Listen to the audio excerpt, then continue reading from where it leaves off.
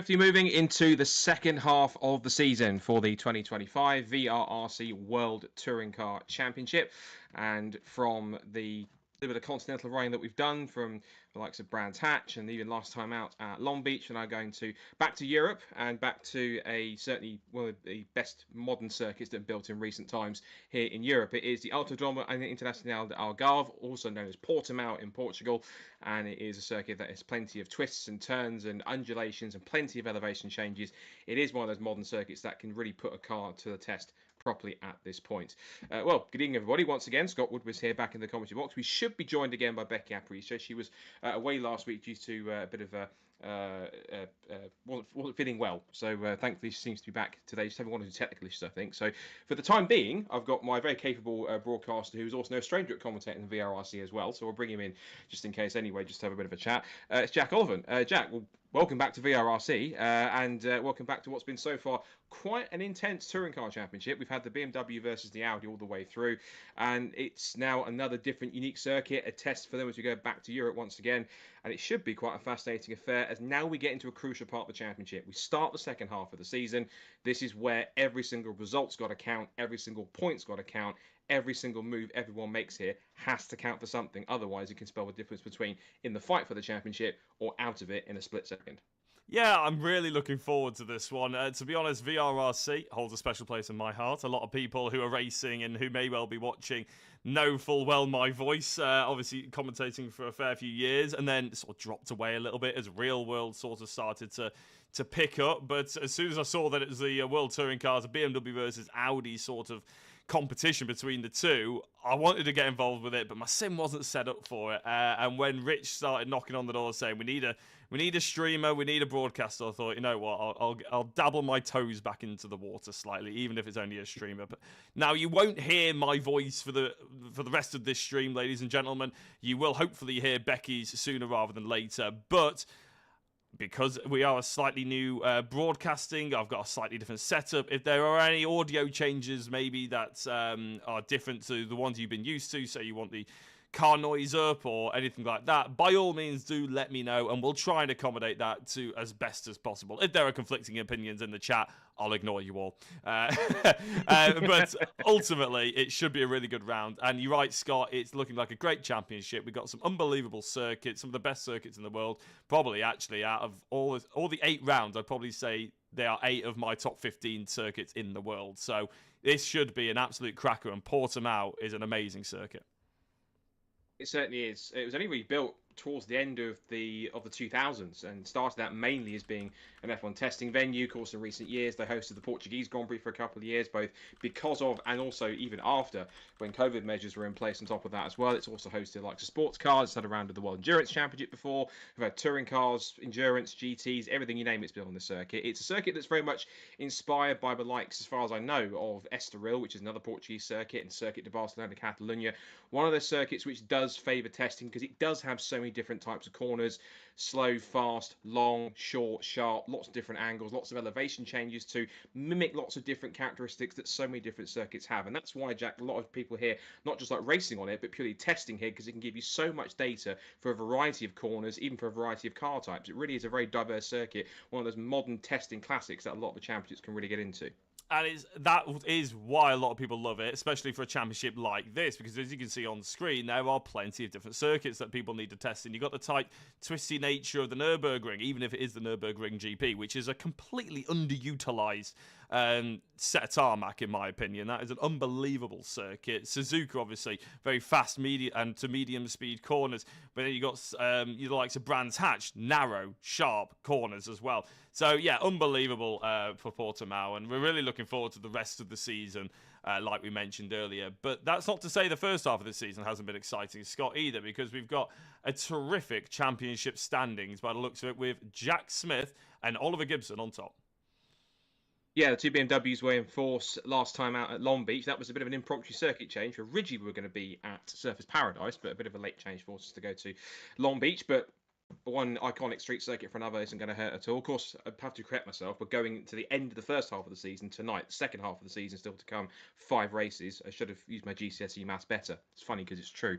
But it's what isn't difficult is looking at the battle at the top of the points, and you're absolutely right. We've got 9 points separating the top 4 at the moment, and it really is a mix of BMW versus Audi. Jack Smith, who's no stranger to success in VRRC circles, having won the World GT Challenge before this championship, 50 points compared to 46 for Oliver Gibson and DK Power Racing. And then it's the Team Carbug duo of Scott Bugner and Andy Carroll. And essentially everyone here on the top 4 has won a race so far. And that's pretty crucial on that side to see they've been so competitive, which is really good to see. Rest of the order, Jay Warren, who's in there, best of the rest in P5. You've got Chris Blakey, Lee Piercy, Jamie Page, Kenny Press, and Thomas Potter. Thomas missed the first round of the championship due to have a commitment, so he has a stand-in driver race for him and scores half points. But since then, he's had mixture of luck. He's had good pace, been towards the front, and then fallen back a little bit because he's had troubles and issues with just incidents or just bad luck on circuit. So he's looking pretty competitive in that side.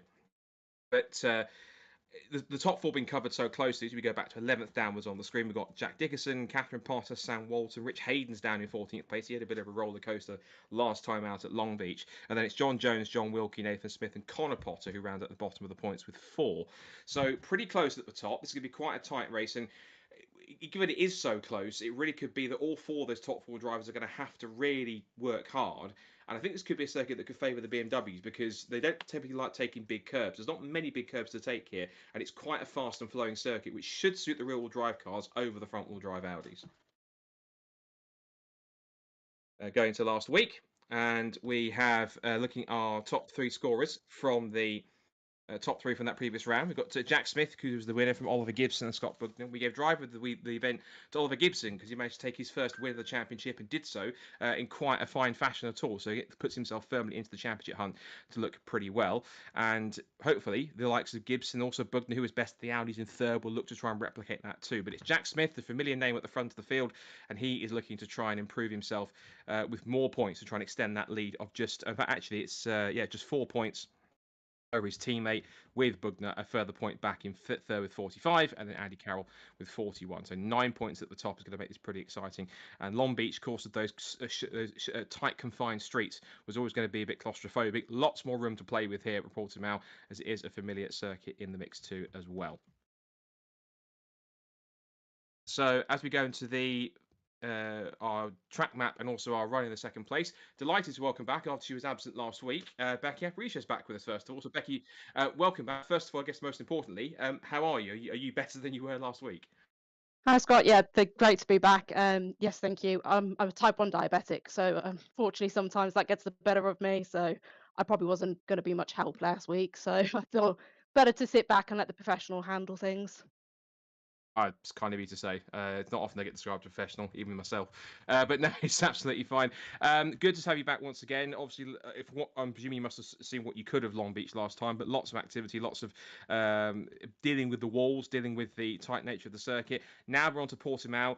2.891 miles, the full car circuit. I presume we're going to use the one which is out the little chicane, which is at the end of the straight. And that version itself is very twisty, very windy. We was talking with Jack just there.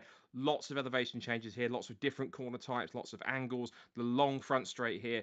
This is a circuit that's going to test cars on every single aspect of car setup and handling, because it is one of those circuits that's universally liked by a lot of cars and drivers and teams, because it can be so testing and is a useful testing venue for most people. Yeah, it'll be another great round, I'm sure. It'll be interesting to see how drivers manage the elevation changes around this track, especially the BMWs. Just with the rear lifting, not being able to get the power down. I don't know. I know you just said you're thinking it might be more of a BMW track. I'm not too sure, but we'll only find out, won't we? Yeah, the only reason I said BMW, the Audis, is because obviously usually we tend for the last 2 rounds at Monza and Long Beach, circuits that have quite lots of curbs and lots of angles, where this is a slightly more sweeping circuit, so it might well suit it in many cases. There are 1 or 2 stop-start areas which will favour the BMW to rear-wheel drive in terms of traction, but as you say, it's all to play for, and we have seen on some circuits, particularly Brands Hatch, where we thought the BMWs would be all dominant, the Audis can get up there and actually get in the mix, and also vice versa. And so even at Monza and Long Beach, a couple of the BMWs who we expected might struggle on those high curbs did manage to get amongst the Audis who did fight back at Monza and take a couple of victories. So this is a real circuit where three very different circuits you couldn't have really had in Brands Hatch, Monza, and also Long Beach. Now Portimao's going to make it very interesting as well. We'll talk more about that in a second, but now let's lead into our hot lap here to show you a tour around the Autodromo Internacional de Algarve, or Portimao as it's known. And so let's get ready for 2.89 miles of this circuit and ride along to see what a lap in the circuit in a touring car is really like.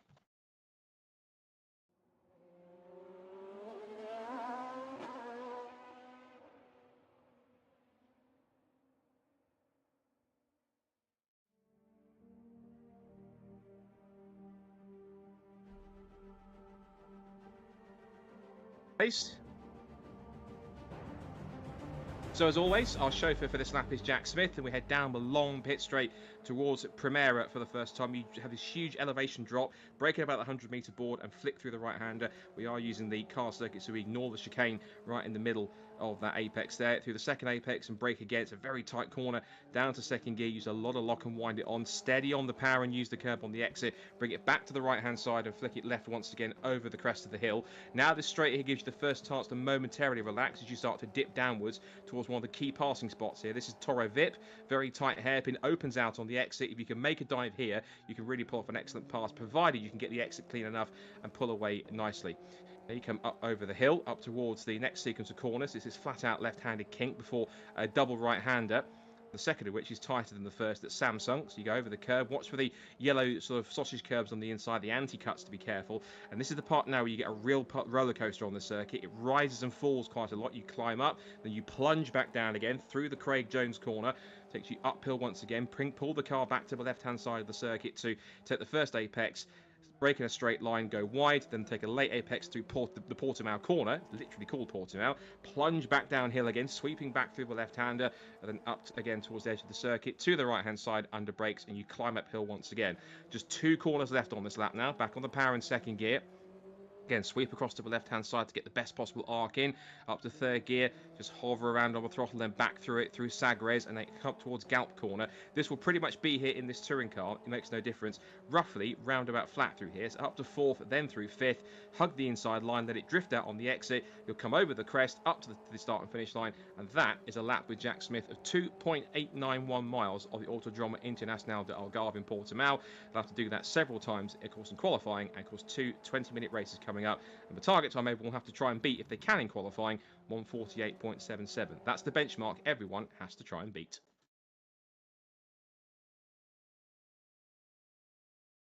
So that's a guide of a lap around Portimao. Let's see what they can do when the chips are down and they have to set a lap time for the grid. So we'll head straight to track, see how they're getting on at the moment in this session. We've got about 11.5 minutes to go. And in practice, this car was quickest, the Laser Tools livery BMW J Warren. Not quite replicating that pace today, though he hasn't set a proper lap so far just yet. He's got to try and put a banker lap in if he can to push a little bit high. He was on a personal best on this lap. But so far, there's some usual suspects, mostly at the top of the time, that have run about 11 minutes to go. Jack Smith is your fastest man in this session so far, with a 1:46.7. He is about a 10th ahead or so ahead of his teammate Oliver Gibson. He's gone a little bit quicker. In fact, completely throw everything I've said out the window, because as mentioned in practice, Jay Warren has gone fastest, so he has gone quickest in the time. That's good to see. And as they make their way down to this next part of the circuit, we'll try and put these lap times in. So it does seem as though, initially, Becky, that the BMWs appear to be initially quite well suited to this Portimao circuit, but because we can never count the Audis out, they will be there in the mix. Jack Dickinson is best of them in Andy Carroll's best of them in 6th position, and they're all starting to stack up at the bottom of the top 10. So there's potential here that they could find a bit more time if they can get themselves a clean lap or two on what's still quite a busy circuit out there in qualifying. Well, during the week, I'd been checking in on practice to see how people were getting on, and it was between Jay Warren and Scott Bugner. So Scott was setting some quick laps as well, matching Jay. So it'll be interesting to see if what time he comes out and sets in the next few corners. It's going to be quite intriguing to that one. It's purple for Scott Bugner, so as you're mentioning, he is certainly running pretty well when it comes to a lap here for Scott Bugner as he makes his way up towards the end of the lap. He'll come across the line, and the lap time he sets 1:48.102, so he does go quickest by about 0.4 of a second. So Bugner is kind of bucking the trend a little bit. I would expect it to be more of a BMW circuit, but the Audi certainly getting up there as well. As for Jack Smith, he did a 1:48 in that hot lap, so not quite that same sort of pace as he makes about through turns 3 and 4 onto another lap here, and that was Jack Smith getting out of the way. 2 personal bests for Sam Walton, back down 11th on his sector times. He's at a 1:50.6 as he makes his way through the final corner. This really wonderfully long, flat-out corner. You crest that rise as you come past what will be the F1 DRS board, back to the start and finish line. He'll end the lap and see if he can improve on a 1:50. Across the line he goes. Does go sub 50, 1:49.633. He's a second quicker than his best time, but that time in itself still puts him at the base of the top 10, so still a bit of work to do. You see Rich Hayden here hasn't probably set a lap time yet. A little late to the party, but he's getting out there for his first lap.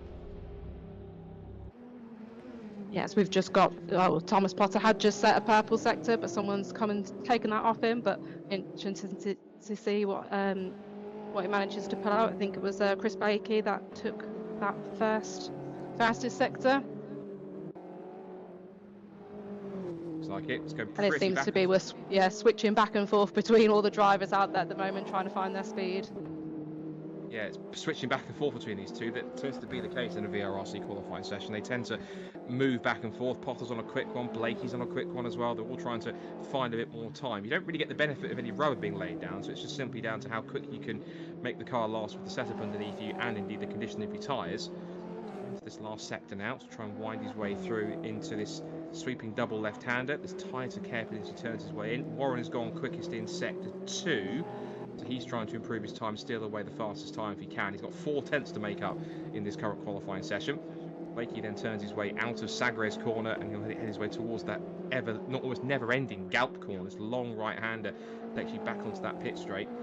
And just ahead of him, Thomas Potter also on a personal best. So we'll see where these two lap times put these two BMWs. Potter comes to the line first and puts in with his best lap in the session here. He goes to 1:48.503. He'll go onto the bridge in the front row of the grid. Blakey comes across. There's a 1:48.491, so he goes second. So 2 quick movers. Warren comes across the line, goes even quicker, but only by about a fraction or so, and actually goes back to the top of the top. No, he goes even quicker, in fact. About a 10th quicker or so, half a 10th, than Scott Bugner. So that is now, but Warren back to pole position. This really is the pole position battle, Becky, between these two. It really is a BMW versus Audi duel. And the likes of Jack Smith and Andy Carroll, who are their kind of teammates in this mix as well. Well, we see Jack Smith and Oliver Gibson are teammates, but in terms of BMW versus Audi, these two at the top don't really have too much backup. They're in a league of their own right now. Yeah, they're holding it down by themselves, aren't they? So it's interesting to see how much it's swinging back and forth between all the drivers at the moment, and interesting to see that everybody seems to be just dropping a little bit in the final sector. So whether that's just grip going, they're pushing a little bit too much towards the end, but I reckon it'll be down to whoever sets the cleanest lap, obviously, with your fastest sectors all kind of lining up for that pole position. It's going to be pretty key to see how the rest of the session Jack's on. Only person improving on track at the moment is Jack Smith. So he's coming across the line with 2 green sectors. Still 1:48.0 to beat. Across the line he goes and goes 5th. So the championship leader, a bit of work to do here. Maybe Portimao not one of his fully favoured circuits, and still trying to find the pace that he showed in the hot lap that we saw to take us around Portimao. 6 minutes to go. Here comes Rich Hayden on a personal best. He's only set so far a banker lap time of 2:12. He's got plenty of time to find and will naturally be green as he turns his way up the hill out of the right-hander that takes him out of Samsung. Now go up towards the Craig Jones corner. Don't ask me why it's called Craig Jones. It's just the track map I've got according to racingcircuits.net. And Jack Smith, meanwhile, is on a fastest first sector. Purple sector for Jack Smith, so the championship leader responding after a rough couple of laps to try and get himself towards the front. I think this could be that potentially, if it all comes together, Becky, unless it's a commentator's curse I'm about to put on him, that Jack Smith could potentially get himself back in contention for a pole position spot if he can hook up the rest of the lap here. Hopefully not cause too much bad luck there with the commentatory curse, but it looks like he's going well, coming round Around the back of Portimao. And sweeping up back round. Dropped a bit of time in the middle sector, so be interesting to see if he can get either a purple or a green in the last one to just keep him in that area of his time at the moment for 148.5. He's going to have to work hard for this one, isn't he? He's going to have to find a lot more time in this final sector. There's no K enough exit corner. He'll hug the inside line through Gallop onto the pit straight once again to end another lap, and he's going to hopefully try and get a bit closer this time. But that looks good. It's 1:44.45. It could be pretty close here for a time. Cross the line he goes and sets a 1:48.5. He does go quicker with a personal best sector 3, but it's the time he lost in sector 2, Becky. You're absolutely right, which is what killed the lap. So he knows where he needs to improve now. He can repeat what he did in sectors 1 and 3 and try and find a bit more time in sector 3, but nail what happened in sector 2 that lost him that time. He could definitely again be in contention for pole position, and he has got time to do it with about 4 minutes to go. Yeah, it might be a case of just seeing if he can lose a bit of time in the middle sector to see if he can push right at the last sector to make up that kind of time that might be lost to jump up a little bit. So, and it's also interesting to see what different lines people take with the elevations and some of the blind corners, seeing what way they're going to make their way around this track and maybe catapult themselves out with some of these corners. The rear-wheel drive of the BMW certainly give it a much better punch off the corner if they can, as they make their way now onto another lap. Gibson now trying to improve on his 7th best time. He's behind Kenny Press at the moment. As they come out of the final corner, onto the pit straight he comes. He's got 1:48.727 to beat, which was his best lap time last time by. Across the line he goes. And he does, yeah, again, a 1:48.787, so he was a little bit quicker that time by. Here comes Rich Hayden, up into 8th on a personal best. Let's see what he can do to improve. The man behind VRRC, racing against Dementia emblazoned on the side. Across the line goes Hayden, and he stays 8th, but he goes a little fraction quicker by about 0.08 of a second. So it seems as though at the moment, unless we're going to see the likes of Jack Smith finding a lot more time in this second sector, drivers are improving, Becky, but it's by hundredths of a second rather than tenths. So they're trying to find a little bit extra here, and they're starting to possibly hit their capacity in terms of how much time they can find. As I say that, Gibson's gone green in sector 1. So for the moment, it seems as though people are finding time, but not as much I think we'd expect or that they like to at the moment. Yeah, it's very small margins at the moment, as we've got Rich Hayden setting the fastest purple, so he's on a pusher of a lap at the moment with only 2.5 minutes left to go. I wonder if some of the kind of delays and some of the laps and a bit of a lack of speed is because it's very busy out there. There's a lot of cars, and if you're on a flying lap, obviously trying to get around somebody else, it's going to delay you slightly. Yeah, with 16 cars out there, it can be busier than you think, even though you sometimes just have 20 plus cars, but even so 16, you catch one car at the wrong point with so many different differentials in pace, it can be something that's quite interesting. Now, Rich, as we said, set the fastest first sector. You can see that by the purple on his timing sort of module on the bottom of the screen. He's down in sector 2, and he's down by 2 seconds, so it was a good lap in good part in sector 1. Lost an awful lot of time in sector 2, so he's only going to have really one more chance when he crosses the line to try and improve on that. Here comes Gibson. Again, it's the middle sector. People are losing it, but they've got all those undulations and elevation changes through that sector, lots of tight twisting corners in the middle of the circuit. Here comes Gibson then, across the line to try and improve. He's on a 1:48. He betters it by a 10th, but stays in 7th place. So again, improvement, but not enough to get it back up there. As now Blakey goes quicker in the sector, and Bugner passes sector 1.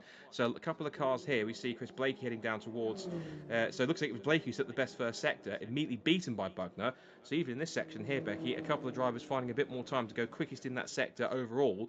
But if they can hook it up in this sector 2, where everyone's losing the time, there's potential they could get themselves at least a couple more places. Yeah, they could swing themselves towards the top a little bit more. It's just, yeah, smoothing that lap out, getting the most time out of every single corner. But it does seem Chris Blakey matching his middle sector time there, so hopefully on for a good run. But we've got Scott Bugner coming through with 2 purple sectors, so it'll be interesting again to see if he can keep a green or a purple, hopefully for the last sector, to get him potentially that pole position. I'd said before that in terms of the twisty stuff in the corners, the Audi will have better turning because it is a front-wheel drive car. It's on exit when you put the power on that they start to lose a bit of grip. So we'll see if Bugner can, figure the fact he has gone purple in sector 2, means he could well be going to the top of the times and beating Jay Warren's time if he can. Blakey, though, is on a personal best at least. He'll come to the line. Can he improve on what is currently 5th position? Yes, he goes to the 2nd row. He goes to 3rd. Bugner's the one to watch, though. Across the line he comes. Can he go to pole? Yes, he can. by quite a way as well. It's quite an impressive lap time for Scott. He's gone pole by just under a tenth and a half or so. So excellent stuff from the Audi, and that's right at the depth of the session. So the checkered flag comes out. A couple of drivers have already gone to the pits. Jack Smith didn't improve on his time much, stayed fourth. And actually, I'm quite impressed by Kenny Press as well. Fifth quickest for the Audi. That's one of his best qualifying sessions so far of the season. So there's a couple of drivers here, Becky, who looks as though they are seemingly enjoying this circuit more than others they've raced to before, and finding the groove in ways they hadn't done in the likes of Monza or Brands Hatch or Port Long Beach. A couple of drivers finding their feet here and actually getting into the mix, who could possibly be threats to take some big points away from the top four in the championship.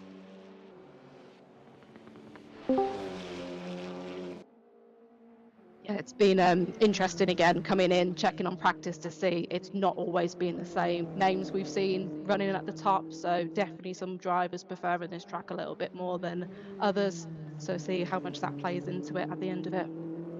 I'm impressed also by the top 8 being covered by less than a second as well. That could bode well for race number 1. That comes up next after our top 3 qualifying interviews, so we'll come into those very shortly, but stay with us on the other side of this ad break. I'll have a chat with our top 3 from qualifying ahead of race 1 for VRRC Touring Cars here tonight at Portimao. Back in 2.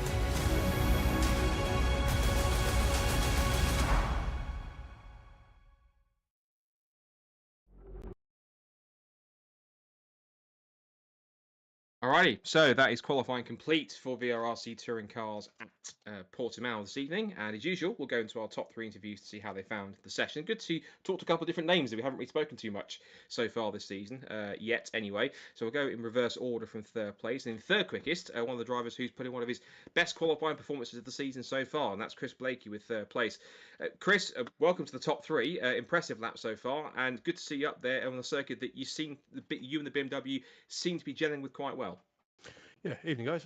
Yeah, I'm surprised about it, to be honest with you. I thought I was kind of on pace in my one practice session last night, and yeah, it just seemed to play out of the bag there. It's a tricky one, definitely. It's crests which just want to spin the rear out. The rear just loses traction going over the crests and stuff. So it's a tricky one, but yeah, I'm really pleased. In terms of like the preparation, have you tried anything different with this circuit, or do you think it's because you're sounding quite surprised that you managed to get yourself there fastest? Do you think it's down to just the BMW suiting Portimao, or do you think it's a circuit that suits you as a driver? What do you think it is that's made a difference, if you can pinpoint anything to do with this qualifying performance? Well, I love my BMW, so my BMW suit me. I race a BMW in real life, so it sticks. But I don't know. This seems to flow a bit better. You can use the power to turn it a bit more here. I don't know. It's kind of gelled a bit. I haven't done too much set work 'cause, I was racing all weekend, so I started the setup last night, and yeah, it just seemed to work really well. You're tied with fifth in points with Jay going into this weekend as well. Obviously, it's a long run down towards turn 1. What's your view on getting down there? You're just hoping for a good launch, get yourself in the mix, and it's quite it's a fast, but it's still quite a narrow entry into the first couple of corners. So you can try and get in the mix or play it a little bit safer. Yeah, it's a very tight first corner. There is lots of runoff, which is good. So hopefully we aren't going to be using it, but I have to see what side of the grid I'm on.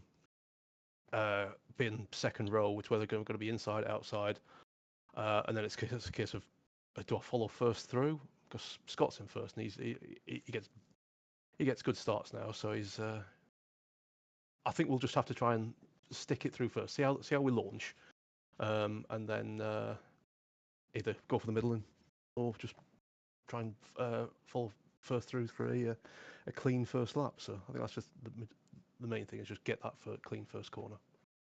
Yeah, just stay out of trouble and see what happens next. Smart strategy. Right, we'll let you go and get sorted, but congratulations on third, a really excellent performance, and hopefully you can translate it into a podium finish of some kind, of just some good points. So best of luck for race one. Fingers crossed. Cheers, guys. That's Chris Blakey, and moving from one driver we haven't spoken to very much in the season to another. Thankfully, we get to give in the moment in the spotlight for second fastest Jay Warren. Jay, good to have you in the top three. Excellent effort from you to get yourself up onto the front row of the grid. Again, like Chris, I've asked the question: where do you think the pace has come from? Is it simply just a circuit you prefer? Is it one that you think the BMW is suiting, or are you just as surprised as Chris to be as fast as you are? Yeah, the pace has been good since the first lap, really. So I was quite surprised because I haven't done much Portimao for a while. So I was happy to be up the front, early on in the week, and it's been very close between me and Scott, and I think Chris did a good lap there at the end to get third. Of course, it's a good front row start. Of course, as I mentioned, you're going into this race tied on points with Chris. Obviously, you might be one of the main people that you're looking out for.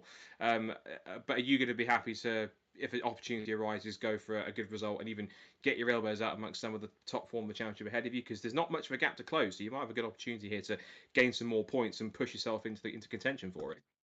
Yeah, definitely. I'll give it a go. Nice to be at the front, so hopefully I can, convert it into a good result. And in terms of kind of battling at the front, I mean, obviously this seems to be though a good performance in terms of, I say, qualifying going into this race. Again, obviously it's a long run down to turn one, tight first few corners. What do you think your approach is going to be? Just kind of take it steady or get stuck in the mix and just see what comes out from the other side after the first few turns? Think it depends on how my start is compared to Scott, whether I'm alongside him into turn one. But if not, then just settle into the race and see what happens from there. It's good to have you back on the grid. I know you weren't here for the last couple of rounds. Good to have you on the grid once more, and hopefully you can make your second appearance of the season a real impact by getting a good result from second on the grid. So best of luck, and hopefully we'll talk to you later on. Cheers, thank you. And from some two drivers who haven't spoken to you very much, to one we have done a handful of times, and on pole position as best of the field in the Audi, and that is the car bug racing machine of Scott Bugner. Scott, congratulations on pole position, a solid lap, and one I'm sure certain that when you put it in towards the end of the session, you were more than delighted with. That was a really solid effort. Yeah, no, it's as Jay said, it's been close all week really with practice times and that. So I've been knocking on the door of a 47 for a couple of days. I've just not quite put the lap together, but we put it together in the right session, and it's given us pole, which is good. You're the outlier in the top three is that you've got the Audi compared to the BMWs on this circuit, and we saw a lot of the BMWs were losing time in the second sector. Is that where you said obviously at the fastest sector of anybody on that flying lap? So are you finding that it's sector two where the Audis being front wheel drive have a little bit more of an edge, or do you think it's just a section that you seem to handle better than anyone else, regardless of the car? Well, I think maybe the Audi just suits sector two maybe slightly better. I think Chris mentioned it regarding the undulation and the crest. I think the BMW gets quite loose, whereas the Audi can kind of just grip up and go. So like we said before, we said it the last couple of rounds, it fluctuates. Last week I think the BMs just had the edge. This week, obviously, I've gelled to the track quite well, and we're at the front. So then next week it'll probably be BMWs again, which is the whole point of the head-to-head. So yeah, I'm looking forward to this one. And of course, the run down to turn one's quite a long one. So obviously, you'll have to try and get track position in that sense. When it comes to the start, obviously, it's going to be tricky with so many quick drivers around you. The likes of Jack Smith and Oliver Gibson, if they can get a good start, can also get in the mix. So, are you anticipating that you're going to have to do quite a lot of defending down towards turn one, or are you confident the Audi can get you off the line quick and give you a clear car length or two into turn one? I'm hoping I can get a good start, but compared to the rear-wheel drive, they just bite a bit better than the Audi. So I think if Jay gets a good start, I think he'll be, he's got the right line for turn one. But like Chris said, there's a little bit of runoff. So if we do go side by side, I can use the runoff for turn one without getting a slap wrist from Rich. So yeah, but yeah, I'm looking forward to it. Hopefully it's a clean race this time, and we can get stuck in and have put on a good show. There's one thing people don't want. It's a slap wrist from Rich. No one wants that. So I think we'll try and keep keen on that one. But anyway, congrats on pole. Best of luck from the front row of the grid. And fingers crossed, we might talk to you later on in the next roughly 20 minutes or so. So fingers crossed, and we'll see how you go. Well done. Thank you very much. Great stuff. So we are now moving into our first of 2 races. Everyone preparing up. 16 touring cars, the mix of rear-wheel drive BMW NGTC touring cars and Audi RS3 LMS TCR touring cars. Nicely balanced so that both cars were as strong as each other in general. But of course, front and rear-wheel drive will have different strengths and advantages to different circuits and different corner types, which should be quite intriguing. Got about roughly 3 minutes until the race gets underway. So a couple of moments to talk about some of the drivers who are going to be in the mix for sure. So Scott, then, Becky seemed as though that he was quite confident with the pace of the Audi, and I think what was quite telling is that he seemed to feel that Sector 2 did seem to be a sector where the Audi seemed to be a bit stronger because he had the ability to pull the car around and not have to worry about feathering the throttle too much. So it seems as though that sector, if Scott can get a good start here, has a good chance of pulling a couple, maybe a car length or two in that sector, unless the BMWs can find a way to hook that sector up. Because if they can't, that could be one section where he could claw any back he might lose, any time he might lose to the cars behind him on the grid. Yeah, I think again it's just that BMW sometimes seems a little bit nervous. Just needs to settle a bit before you can get your throttle down. So especially in that middle sector where you've got a bit more of your uphill, downhill, and you're lifting a bit more. If you're too soon on that throttle, you're gonna squirm about a bit. You're gonna lose time. Worst case, you're gonna end up going off the track. So it's gonna be very challenging for the BMWs to again hook up every single sector to hopefully be able to obviously attack Scott at the front in his Audi that has been going really well in all week during practice sessions. And we've got an interesting dynamic at the front of the field, given that we have got a few different drivers in the mix here. I also noticed that I think might be a couple. Yeah, I thought it was a couple of cars out of position, but because they're all on the grid. Bit of a glitch with the timing tab, we'll get to that. But in terms of the front few cars here, there's a real opportunity for some of the car drivers who are 5th place downwards in the points here to actually get a really good set of results. You've got, looking from 7th forwards, you've got like Kenny Press starting 7th, Lee Pearcey starting 5th, Jay Warren, who's only in his second event of the season so far tonight, in 4th. Scott Bugden, of course, is best of those top 4 in third. Of course, I'm looking at the wrong timing screen. But Chris Blakey's in there too, Jay Warren, of course, and Bugden's on pole position. I guess 2 key things here is that how key is going to be for Scott to try and gain points on those cars unless they can make their way through in the opening couple of laps, and how big an opportunity is it here for the fact that you've got these drivers a little bit out of position for them to score big points if the other cars can't make their way through? Yeah, it's mixing it up a bit. It's not as we've seen it the past couple of rounds or few rounds of kind of your normal suspects at the front. It's definitely thrown kind of spanner in the works for some drivers and mixed it up a bit, which should be really interesting to see how this race goes and if Scott can keep those the pack of about 4 BMWs behind him at bay and get off into the distance, allow them to battle behind. We've also got Kenny Press and another Audi, so it'll be interesting to see during that middle sector if he can gain some time on the leading BMWs and get them, and then we might have a top result for the Audis this round. Could be. Kenny could be one of the dark horses if he works well. Here come the lights then. It is race 1 for round 4 of VRRC World Touring Cars. Scott Bugden aiming for victory, but the likes of Warren, Blakey and co put anything to stop him. The lights go out and we are underway. And now the sprint begins and immediately Bugden has to go defensive as Warren gets a good start with the rear-wheel drive BMW. Tries to put himself level, but he might not be far enough alongside to go into turn 1. He does go for it. There's a little bit of contact. There's a little swipe wide for Bugden as he holds on to the position. Now down the outside looks Chris Blakey because Smith got past him at the start. Blakey tries to go around the outside at turn 3 but can't make that one stick. Going through 4 up the hill and it looks as though it is Bugden in the lead, Warren in second place, and the duel is on between 3rd and 4th. Thomas Potter's made a good start, but I think he's up to 3rd position. So Thomas Potter with a cracking effort as there's 2 cars off in the background. We'll come to that in a moment as Potter is up to 3rd place. He's past Blakey.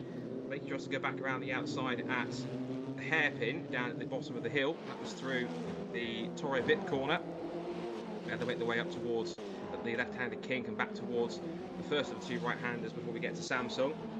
So a relatively clean start, apart from the couple of cars that went off. There was a little tap initially, Becky, between Warren and Bugden, but they've settled themselves out a little bit now. Bugden has the advantage, and it's now Warren having to defend from a very feisty Jack Smith rather than Warren going on the attack to try and go for the lead as we come towards the end of lap 1. Definitely think Warren's looking a bit more in his rear view mirror compared to Bugden. I think that's a Kenny Press going up the inside there of Gibson. I think actually rectifying a few positions because he did back in P5, didn't he? So he's lost a couple of positions trying to rectify that and make his way up the field. course, he's in the section. They can try and mix it. Just being told it was Connor Potter and Jamie Page were the two cars that went off in the background. So their race have taken an early nosedive. You can see them at the bottom of the timing screen.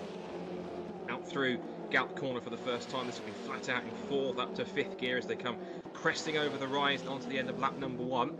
So Bugnut will lead the way by around about 7/10 of a second at the end of the first lap. Warren in second place from the front row. Jack Smith is up to third, the championship leader. Thomas Potter's battling with him for fourth place. Blakey's now fifth, as we're watching here. Kenny Press in the scrap with Andy Carroll and his fellow Audi driver.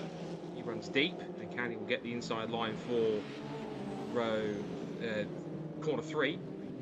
And also under attack now from Oliver Gibson, who is quite far back in 8th position. He's the lowest of the top 4 drivers in the championship coming into tonight's events. Come out of it, and behind Gibson, Piercy's 9th, and John Jones is up to 10th. So solid start from John's getting up the order as they come down towards the Torre Vip corner once again for the second time.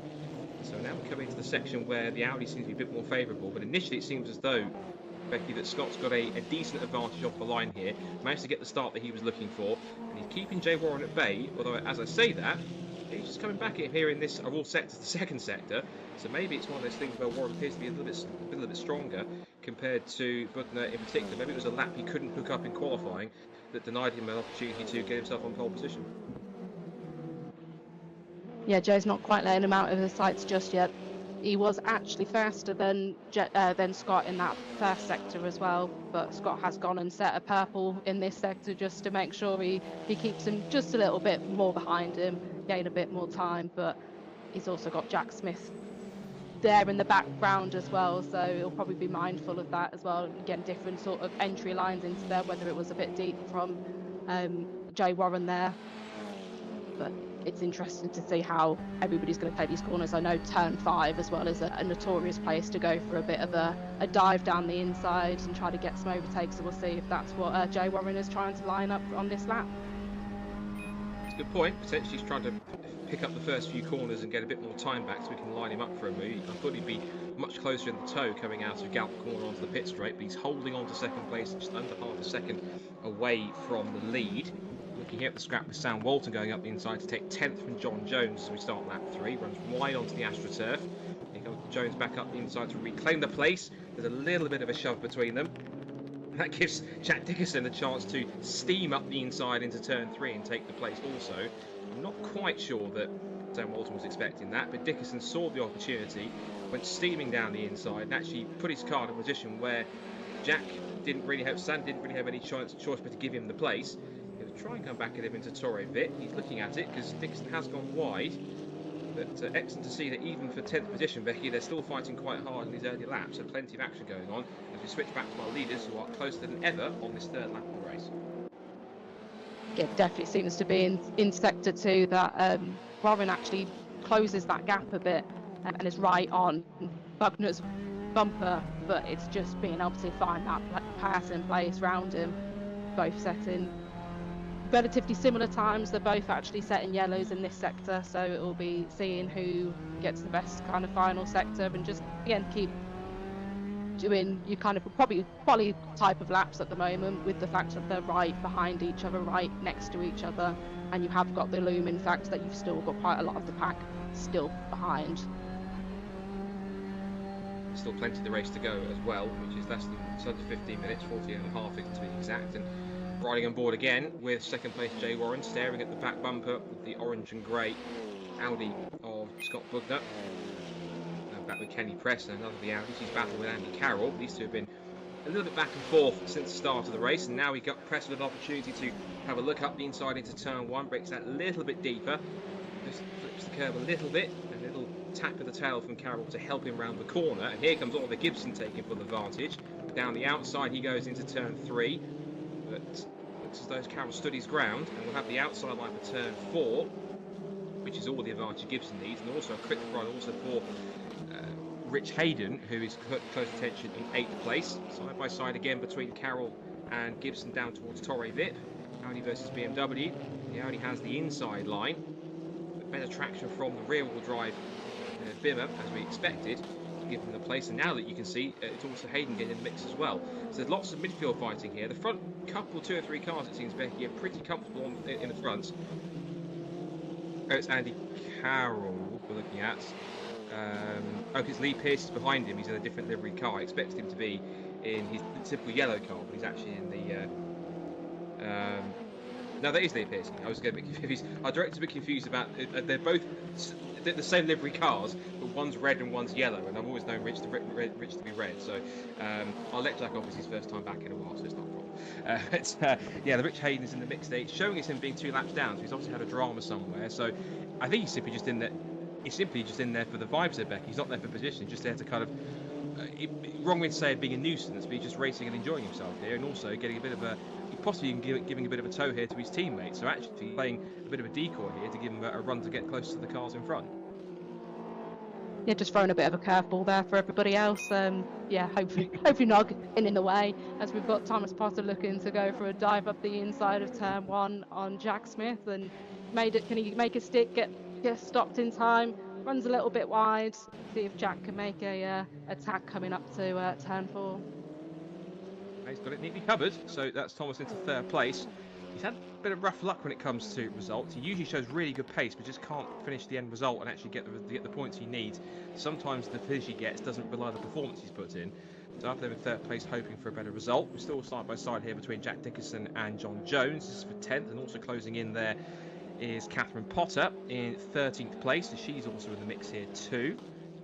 Out of the exit of turn 4, wide there for Jones. This gives Dickerson the chance to try and come back at him on the run down towards Torre Vip. He pulls level alongside. That means he should be able to break that a little bit later to hold track position. And as I say that, Jones does go deeper into the corner, and he stays in front despite having to take the long way around Torre Vip.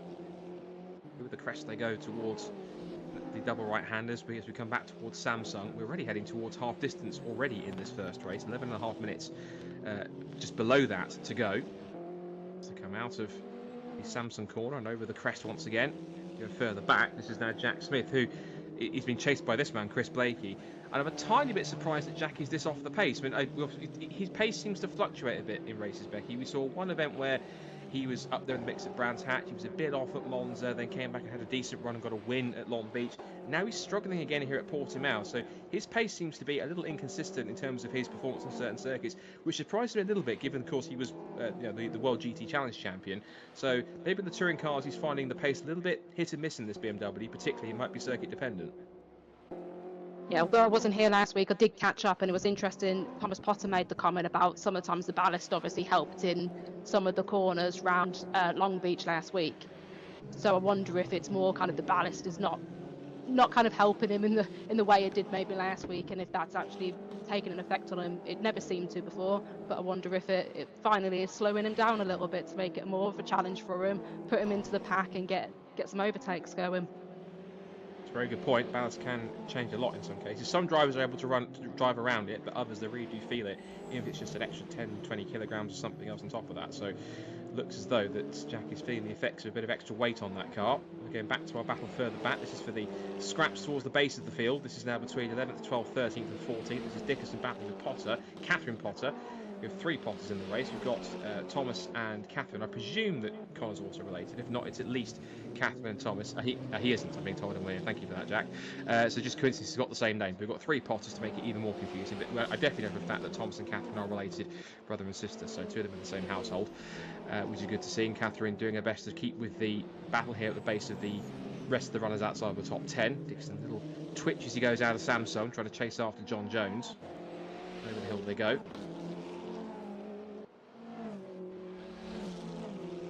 Also being informed in a way that I didn't know, which is again useful information from Jack. Good to have him back actually for information like this.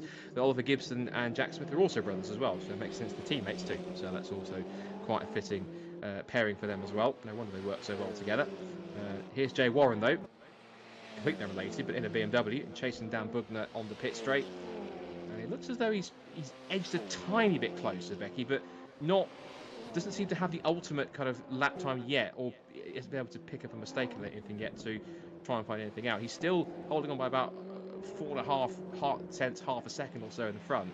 So Bugner's holding the pace well, but Warren just needs for him one mistake, one mishap to put him wide or offline or make a slide, and then Warren can get a great opportunity, particularly if he can get him on a run down the pit straight. Yeah, that gap seems to have stayed quite static between them, so yeah, just forcing that error from Warren, obviously getting in Bugner's rear view mirror, kind of putting that pressure on. If that affects Bugner, I don't know. We'll soon find out. But maybe working out where's best to get him without him managing to get the move back on him, as we've got Chris Blakey trying to overtake Jack Smith. And again, a similar sort of situation seems to be just kind of the same sort of gap each lap as they're going around, setting similar sort of times between the two kind of battles that we've got going on between the front five. Sorry, Thomas Potter actually sandwiched in between the two of them.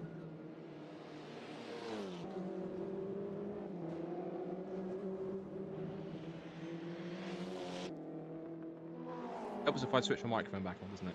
I knew I was going to do that at some point. I was going to say, yeah, with Thomas Potter, it's quite impressive in third place, given the fact he's had, as I mentioned, his results so far this season don't really rely the performances he's put in, but he's keeping the top two honest enough. He's keeping them in sight. He's only 0.8 of a second, or no, he's 2.4 seconds. I thought that was a full gap. It's the interval between cars. So 2.4 seconds is for him between Potter himself and Warren in second place. He was still keeping Bugner honest. He's lost a tenth or two in this lap as well, so he's now 6.5, 7 tenths behind as they come back down the pit straight with 7 minutes and change left on the clock. And he also has the second fastest lap of the race behind Scott Woodwiss, so he's actually working pretty well to push on. So I think the key thing is also, Becky, is that he's got a little bit of clearer air than Warren has, been stuck behind Bugner at this point. I'd say stuck. They've both got really good pace, but if Potter can utilise some of the spare space he's got between himself and Warren here to put in a couple of really good laps and hope that Warren gets close enough to challenge, there's every opportunity for him to get in the mix here and go higher than third. Yeah, he could pick off a couple of positions there, especially if they squabble into any of the corners, and it's never how you want to get an overtake, but you'll take them. So yeah, just maybe hang back a little bit, just see how it goes between the two of them, and maybe aim to make a move maybe towards the end of the race and get both of them maybe in one corner. You never know. Well, he's still got 6 and a bit minutes to go to catch them. So there could be an opportunity here. It's nice to see we've got some shots of some of the cars towards the rear of the field. We've got some of the tighter battles going on. I think we've got Dickinson and Jones who are fighting over 12th position. They're just being dropped a little bit by Jamie Page in front. As we switch back to scrap for 4th position, what was I saying about battles mostly towards the rear? We've now got lots of back and forth now between us again. Blakey puts the pressure on Jack Smith through the final part of the lap now, with about just 5 3/4 minutes to go.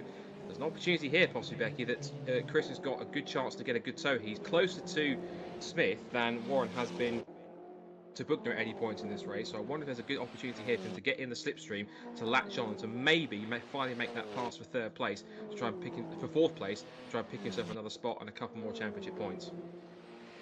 Yeah, see which way Jack decides to defend this move, because it feels like there's definitely one coming from Chris, or is he going to just hang fire a little bit?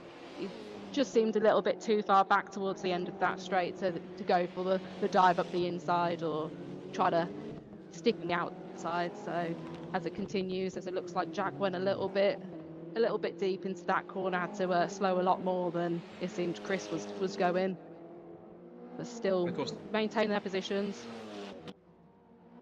They are maintaining their positions. Of course, the key things to keep an eye on here is the fact that the front-wheel drive Audi will struggle on corner exit. Well, the struggle with understeer is prone to. What the BMW will struggle with is corner exit oversteer, because of course when it puts the power on, the tail can get a little bit loose, and we saw that with the battle there between Smith and Blakey. One of them getting a little bit the power down. It's always universally known, really, that front-wheel drive cars are better usually on turn-in, but when you put the power on, they start just to understeer wide, so you need a car that's well set up, particularly with suspension and diff settings, to be able to really make the most of it. As you see, this is Andy Carroll in the other Bugner racing car, Carbug racing car in the field, chasing after Lee Piercy in 8th. A bit of a quieter race for Lee, but still holding a top 10 spot, as is Andy. And Andy, of course, not in the same form that he was back at Monza when he took a victory. So Andy's was actually main driver of the event, where he picked up himself an excellent run through to take 2nd place, and then from the partially reversed grid from the draw, managed to get himself a victory from there too. So it's looking not as well as Andy might have hoped tonight in that sense. And maybe that could be Becky, that again, car track combination, maybe his teammate Scott seems to have found a trick in the setup that works better at Portimao for the Audi than Andy has, or whether Scott Bugner's driving style is working on Portimao, whereas Andy Carroll's just doesn't seem to be clicking as well as his. Yeah, definitely a lot of factors that can go into that. I'm sure Scott would be sharing information with Andy and vice versa on setups and share tips with your teammates. Only right. But at the same time, if you know they're going to be a contender later on, I don't know. We saw in some of the earlier races, it was we jokingly said it was good to have them battling the car behind you, but then actually when they got that position to then be on your tail, it's like, well, actually I don't want them behind me now because they could challenge me for the win. Certainly could. And speaking of challenging, it's now Jay Warren's turn to try and challenge for the victory here, because I sense that he's starting to run out. I sense that he senses that he's starting to run out of time here. They've got less than 3 minutes to go.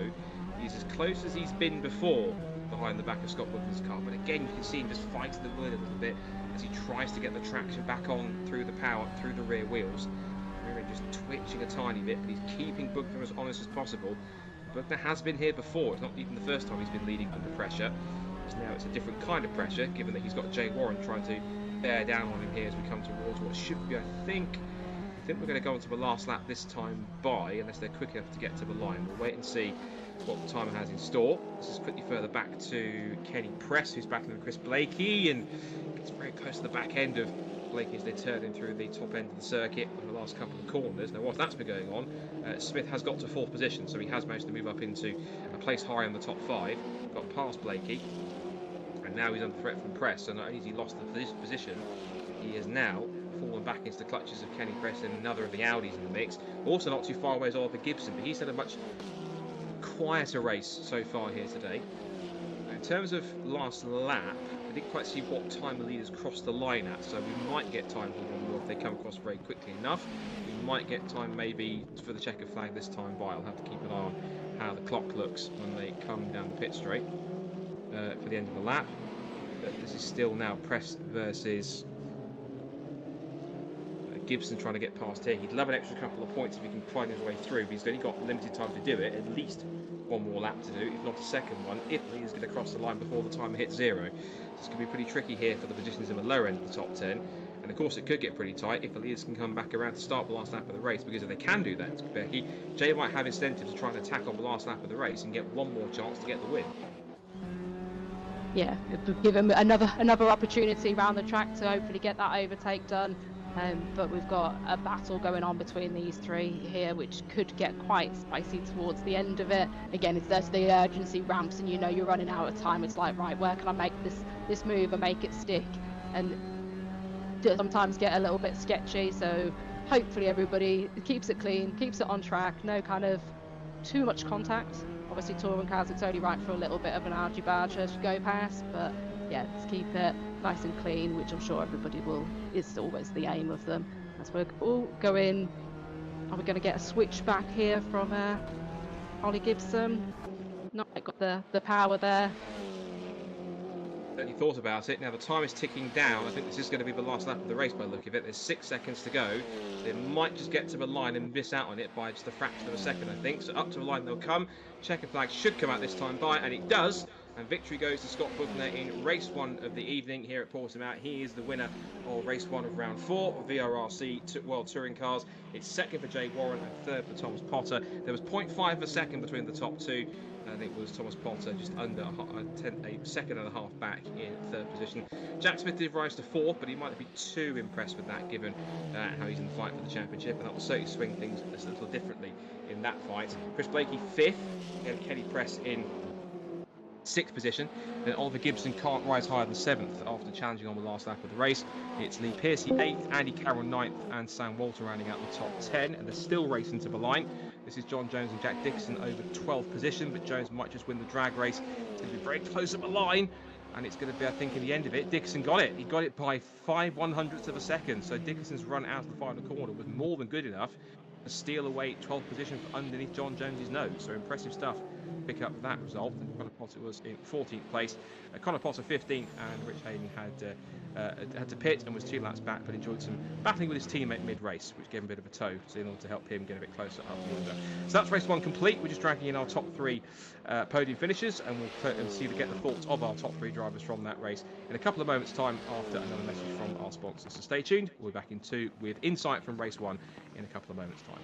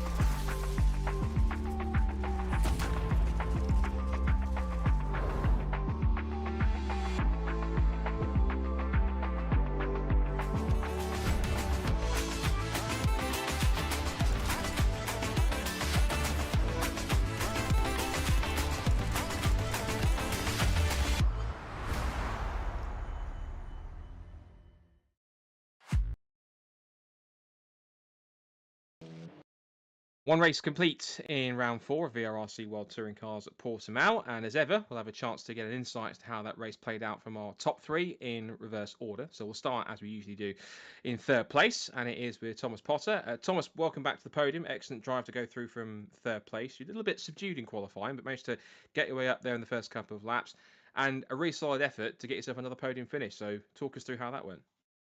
To be honest, I was surprised myself on how that went. I didn't expect to have the pace to actually manage to keep up with the top 2 as they were flying in qualifying, but I just found a rhythm, did consistent laps and managed to, I had an amazing start as everyone was battling. I went round outside of Chris, which got me ahead of him. Then Jack Smith, as soon as I caught up, he kind of just backed off because I think he didn't want to get in a battle with everyone behind, so that worked out well for me. Then after that, I was just lapping consistently and fast. Managed to eke out a P3, and I reckon a 30-minute race and I could have had a P2 or P1 if it would have been close, but I reckon I could have eked it out. Yeah, because you're getting quite close to the top 2 towards the end of the race. Was that because you could sense they were kind of holding each other up a little bit, or were you making the most of the clear air that you had a little bit, a couple of car lengths that allowed you to not get caught up in any dirty air in front? Was that just simply making the most of the track space that you had to kind of close in by a couple of tenths? Yeah, it was more making the track space because when you could see they weren't really defending because they had that about 4/10 gap comfort zone where Scott didn't actually have to defend Jay, so that was me just doing the best I could in the track space with clean air and being able to break my normal points a bit earlier than which is what Jay would have to do, and just finding the rhythm and getting my car in the place where it needed to be. And of course, that was a good performance to get another podium because you've had a bit of a mixed season so far. You've had a couple of good results like this one, but you've also had races where it hasn't really quite worked out and you've lost out on points. And I was saying in the broadcast that you've had a bit of a season where some of the results haven't really told the whole story in terms of your pace and how fast you've been. So is this a relief for you to get another good solid result and more good points on the board to at least keep you in some kind of contention for a good place in the championship? Yeah, absolutely. I mean, to be honest, I think my championship's a bit over, so I'm just going to be going for as many podiums as I can. And trying to keep consistent, trying to get a bit of a championship, but I think it was just over by the time I finished the second round, to be honest. Well, fingers crossed you can make it happen. It's a full reverse grid from qualifying, so you'll have some work to do to pick your way through the field. But fingers crossed you can make it through nice and cleanly, that it all works out. And if you manage to get yourself onto the podium, we'll speak to you a little bit later on in the next roughly 25 minutes or so. But regardless, an excellent 3rd place. Great job, and we'll see what you can do in race 2. Would I be able to quickly say thanks to all the charities I'm working with, Ben, Automotive, the Ollie Foundation, Youth Talk means a lot to me, as well as the Youth Talk getting my sisters to be grid girls, as I wasn't actually on the grid. I was sitting down first corner at Croft, which I'm unlucky for, but as well as Darren at Apollo Tires, which I'm going to be meeting this weekend at Dongan Park. So huge thanks to them, as well as all the partners on my car. It means so much to me. Thank you. Great job. You've done that. Excellent. Well done, James. Thomas will see you for race 2. Right, moving on to 2nd place, the man that was started on the front row of the grid and was chasing the man in the lead for the entire race and got close to a couple of points, but had to miss out in the end. Jay Warren. Jay, well, that's not bad for coming back after missing 2 races, a front row start and then sort of a good solid race. But I feel as though there were points there that you maybe could have had a chance to maybe attack and make a move if you'd gotten a little bit closer. Maybe, but it was risky because Thomas was coming behind very quickly, and me and Scott would just, the pace was so similar. It's very tricky to get a proper run on him. Obviously I had the toe down the straight, but I was never quite close enough to go for it into turn 1. So yeah, it was a tricky race really. But of course, it shows that you were you're putting the pressure on. Do you think it was more a case that Scott was able to match the pressure you were putting on him, or was it more that you were trying to keep up with him in terms of pace? Because obviously, you looked fairly evenly matched, and there were a couple of points where you got to about 3 or 4 tenths, and you had as you say, if you had a proper chance to get past, you would have had a really good spot to try and steal the lead away. Yeah, I think I was a bit quicker than him at the start of the race, and he made a couple of mistakes. But then once the race sort of settled down, our tyres came up to temperature. There was nothing in it, to be honest, and Scott deserved to win. He drove really well under pressure. So now, of course, we've got a fully reversed grid from the qualifying results for race 2. So that's going to put you basically on the back row of the grid. That means a lot of cars to try and get through for race 2, and a long run down the pit straight at the start of the race. So it's just going to be again a case of make your way through, keep out of trouble, and see how high you can get at the very least in the first couple of laps to try and settle in and run your race. Yeah, it's definitely a case of stay out of trouble the first couple of laps in these reverse grid races. Because there's always a lot going on. But then after that, then I'm sure it'll all settle down, and then it'll be a case of just trying to pick my way through the pack. Well, best of luck for how it works out in race 2 from the back of the grid. Fingers crossed you can keep it clean, or it keeps clean for you, and hopefully we'll speak to you later on. But congrats on the second place, and fingers crossed you can try and replicate it in a couple of minutes' time. Cheers. And now we move on to the man who's not for the first time taking victory in this championship, but managed to resist the pressure all the race long to get the victory. So we'll very quickly rattle through this before we get to our start of the next race. Scott, congratulations on an excellent run. Scott Woodwiss, the race victory, of course, for race number 1. A lights to fly victory, but you had some company for pretty much the entire race with a BMW breathing down your neck all the time. Yeah, no, Jay kept me honest for that whole 20 minutes. He was caught me out through certain corners, and I managed to just know that I could get, as long as I stayed about 0.6, 0.7 tenths away from him down the straight, that he wouldn't quite get close enough towards the end of the straight. So yeah, no, car felt good. I wasn't overdriving; it was just a nice steady drive. And if I needed to put a bit down, I might have had a tenth or two there. But me and Jay's times were pretty much identical, like you said. So yeah, fair play to him, and I think this one's could be a bit more spicier. I was going to say, you've now got to start it right at the back of the grid, given that you took pole in qualifying. And these races are never easy to try and get through, considering that you've no real idea how the first couple of laps are going to play out, particularly the first couple of corners, given you've got some of the faster guys trying to come through, some of the drivers towards the rear of the field in race 1 that might not have the exact same pace as some of the faster guys. And that pace difference can sometimes make a bit of a tricky first few corners. Yeah, I think it's just trying to stay out of trouble, but you say that and it all kicks off at turn 1. So I think it's just, just try and get out with minimal damage in the first lap or two, and then settle into a pace. And then, like Jay said, just, pick your way through if you can and get the points. So, yeah, that's all I'm trying to do. Well, you've got another chance to try and make that happen, so we'll let you go and grid up. But congratulations on the victory, and now you've got the chance to try and come through from back to front now. So fingers crossed it all works out and that there's no dramas, and fingers crossed we'll at least see you on the podium for race number 2. Thank you very much. So moving on to race number 2, and this will be quite intriguing. As you mentioned, it's a fully reversed grid pretty much from the qualifying results. So where we had a front row of it was a pole position for Scott Woodwiss and Jay Warren alongside. If I then look at the screenshot that Jack gave me in the Discord message that he sent me, it's a slightly different one. But let's have a look. So it should suggest, well, Oliver Gibson's on pole, so I think it's possibly even a partial reverse grid. We'll work it out as we go along. I can see that we've got Scott Woodwiss starting in 8th position at the moment on the screen that I've got in front of me here. It was sometimes a bit confusing with how the grids lay out with this second race, but we'll read it as it is because we can see that Oliver Gibson is currently showing on pole position. Intriguingly enough, I think that's Jay Warren. Well, I was about to say it's Jay Warren alongside him, but I think that there's still a bit of a glitch on the left-hand side of the screen. It's Thomas Potter alongside him, so thank you for that in my ear. Anyway, we'll see the grid as it comes, and we'll see the order as they come through in that sense. But just looking back at that first race, Becky, it looked as though it was pretty much that was a race in which Scott Woodwiss had that under control. Jay put a lot of pressure on him throughout that race, but wasn't able to get that close enough. Now with a slightly more jumbled up grid, they might not be fully alongside each other or in the same space in that sense. So these races always have a slightly different dynamic in that you get drivers slightly out of position, they can put in some unexpected results, and in the end of that, you could see possibly a surprise winner or two or a surprise podium finish, as we have seen more than once already this season.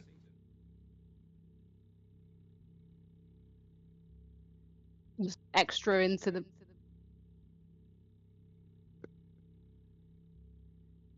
so it's always reverse grids are great. Always throw a few more kind of elements into it, like you say, people out of positions, especially obviously your back ones that have qualified first getting through the field.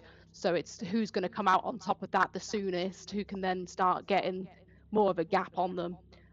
So yeah, I absolutely love these reverse grids. They always bring some extra excitement, normally in the first lap also, but hopefully it calms down and we can get some good racing once again. Let's figure out who comes on top then. It's the front row of Potter and Gibson, but it could be looking pretty different by the time we get to the checkered flag. It's race 2 for round 4 of Portimao and VRRC touring cars. We are underway in racing. It's an equal start from the front row, but it's a better start with track position for Gibson. Kenny Press is up there in 3rd place on the grid. He's got the inside line, outside line for turn 1 with Adams. Jack Smith trying to come up along the inside of him. You've then got Jay Warren in 6th position and Bugner's now 7th, and Rich Hayden's up there in 8th position. They make their way towards turn 3, and again it's side by side between Blakey and Smith. We've seen that one before. And Blakey then a little squirrely on the exit of turn 3. They're side by side through 4, so Potter's going for the lead here on the run towards Torre Vip at the bottom of the hill. Over the crest they go, which means you're going to have to brake a little bit earlier to not get too much cadence to run deep into the corner. Potter takes the outside line in towards Torre Vip, and there's a tangle, and round goes Chris Blakey. Now, I say a tangle, I'm not sure if he lost it on his own or possibly had a little tap on the tail. If he didn't see who it was from initially, but I just saw Blakey's car rotate Torre Vip, so that's a real headache for him at the start of this race. The two Racing with Dementia livery cars going wheel to wheel. That's Piercy behind Hayden for 7th and 8th place. Now they climb up the hill through Samsung and now down the crest once again towards the end into the 2nd sector of this winding section that seems to sometimes favour the Audis a little bit, but at the front of the field is going to be Todd Potter who's taking the lead. Gibson keeping close proximity.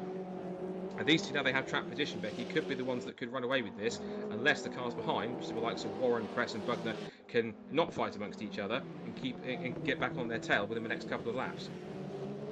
I think it was Kenny Press who we're actually looking at now who gave Chris a slight tap round Torre Vip. So unfortunate there, but a slight racing incident, as I say. It was late on the brakes, but we'll see what the stewards decide afterwards as Kenny's looking to make up and catch Scott on this coming up to this next lap. And he's got Jay Warren not too far ahead of him to try to get him, as the front two seem to have pulled a slight gap on these three battling away behind them. Yeah, it's almost 3 abreast down the pit straight. This is now Bugner, Warren and Press down towards turn 1 for 3rd position. It's side by side as Warren takes the long way around the outside of turn 1. Press looks up the inside again, puts himself on the curb, and through all of it comes Jack Smith. He might take 3 for the price of 1 here. Up the inside he goes, takes 2 of them in towards turn 3. That's a pretty impressive double move from the championship leader. He blocks off both Press and Warren. There's a little tangle again as Warren lost it sideways. Press off into the gravel, which Hayden's involved in that as well, as he was trying to get around it and avoiding it. He wasn't directly involved in the contact.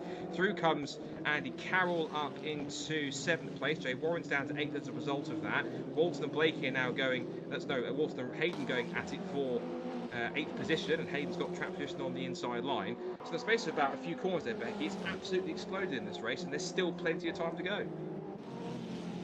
Yeah, a few little tangles, close calls there, and Jack Smith's made the most out of one of the skirmishes going on and managed to pick off a couple of people there and is charging forward, trying to catch up with the front 3.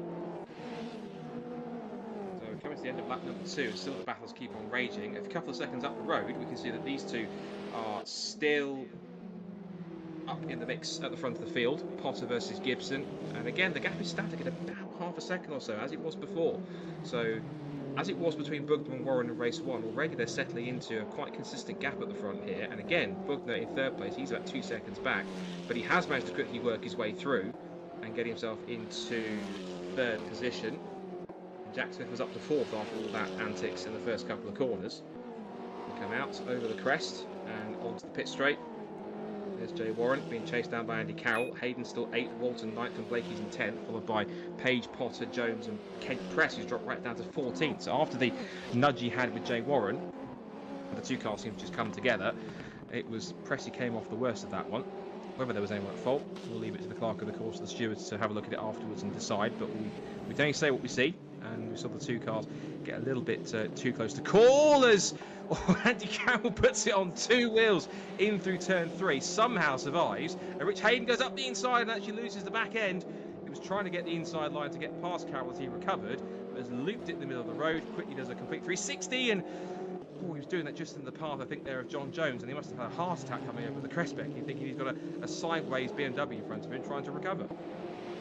Yes, the joys of having quite an undulating track where you can't always see round corners. So yeah, especially if you've got a car in the middle of the track facing the wrong way, it's always a bit of a shock. It's Chris Blakey's going up the inside of Sam Walton here. Can't quite get his nose in there.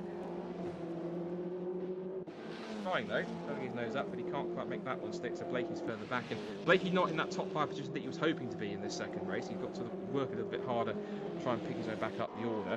This is Jay Warren chasing after Lee Piercy, who's enjoying a run at the moment in 5th position in his early laps. There goes to the front of the shot, Jack Smith in 4th place. Buckner now 3rd, as we mentioned, trying to chase after the top 2. He's brought the gap down to about... He's still 1.5 seconds or so between himself and Gibson, because Gibson's more focused on trying to chase after Potter, who has that lead. And imagine if he can pick himself up some really strong points here. As Thomas mentioned, he's not quite in the championship fight, given that he even missed the first round, and the standing driver he had to score half points on his behalf. But even so, I think this will be at least confidence-inducing for Potter to get himself a good result here, to get himself a 3rd place and then a win if he can hold on for the next 14 and a quarter minutes. Because if he can do that, that will certainly help him out going forwards. Still going to want podiums at the end of it, so not going to feel too guilty about taking points off the other drivers out on track. So he'll be just trying to make the most out of the rest of this series that he can. Yeah, and Bugner last time by was faster than the front 2 by around about 0.6 of a second. So he is starting to close back in and bring that gap down. This is Warren on the tail of Piercy. This is for 5th position. Another hairpin. Now up and over the crest again on another lap here. In the left-handed sweep. And Warren now getting a little stuck in the traffic here, trying to pick his way through. Piercy's got some decent pace, and it's enough to trouble Warren to try and get past. We ride on board with the BMW again. Just you see the car trying to put the power down on corner exit. The car just doesn't quite have enough traction to do so without getting a little tail happy. And the undulations of the circuit make it much tougher to try and get a clean power delivery, particularly when you're starting to plunge downhill off the top of the corner, down off of the Portimao corner. So as they come back towards this little switchback section right at the end of the lap, you can see getting a bit almost like a driver's eye view, seeing where he's seeing the driver's kind of camera view moving where he appears to be looking. You can see he's tailing back in the Piercy. He's keeping close, and this seems to be a theme in this week's race, in that, Becky, is that you can get close in this section, but it seems as though that getting close enough to get enough of a toe to make a move proves to be a little bit more trickier than some other circuits. Yeah, it seems to be you kind of needing to be probably 2/10, 3/10, if that, behind the car in front of you to be able to make a move and make it stick. You just don't seem to be able to get the momentum on some of the straighter parts and round the corners to be able to go for the overtake, especially with some of the tighter turns. So it'll be interesting to see if we do manage to get a few overtakes, a few late dives. But it's just, is it always worth it? Are you gonna cause more harm than good? Just plenty of time to have a That's look at Rich it. Hayden. Yeah, that's Rich Hayden going up the inside of Catherine Pond. That's him recovering after his spin right here. Meanwhile, this is the switch on for 6th, as now Blakey goes up the inside at Torrey Biff of Andy Carroll, but Carroll will fight back on corner exit. The slightly better traction, I'm surprised at the Audi. Not only drags himself back alongside, but back in front before they get to that left-handed kink. Back to the first right-hander before they get to Samsung. Here goes Blakey back up the inside, he's thinking about it. He was quick to the side back to make a move back up the inside. He'll go level as they go over the crest and down the hill towards the left-hander here.